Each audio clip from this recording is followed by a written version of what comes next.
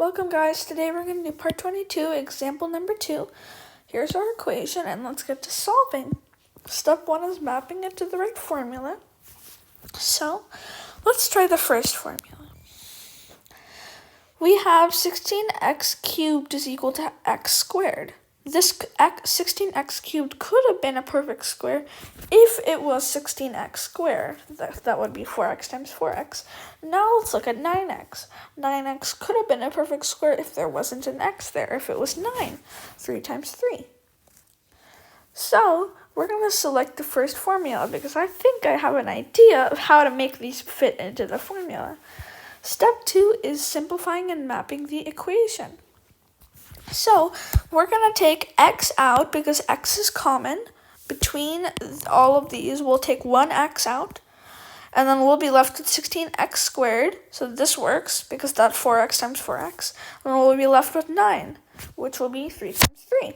So this will work. So step 3 is finding the numbers. So 16x squared is right above x squared. So x squared is equal to 16x squared. And 9 is right above y squared, so y squared is equal to 9. 16x squared is equal to 4x once we do the square root, because we want to find x, not x squared. So we'll do the square root of 16x squared, which is 4x, and the square root of 9 is 3. So x could be either 4x or minus 4x, and y could be either 3 or negative 3. Step 4 is deciding the sign. So negative 24x decides the sign.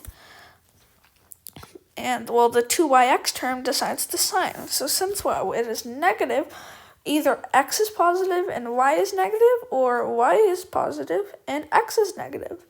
So the numbers are either 4x minus 3 or minus 4x plus 3.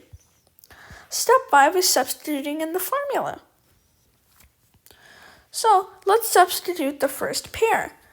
We'll do 4x minus 3 times 4x minus 3. But don't forget, guys, this is really important. We took the x out, so we have to put x times right outside it, because otherwise this wouldn't be accurate. So don't forget, when you take something out, you have to put it back in the end.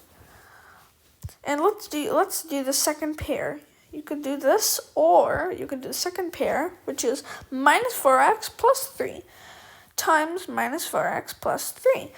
We're really just changing up the negative signs here. You can write either one, but don't forget you have to write that number that you took out in front of it.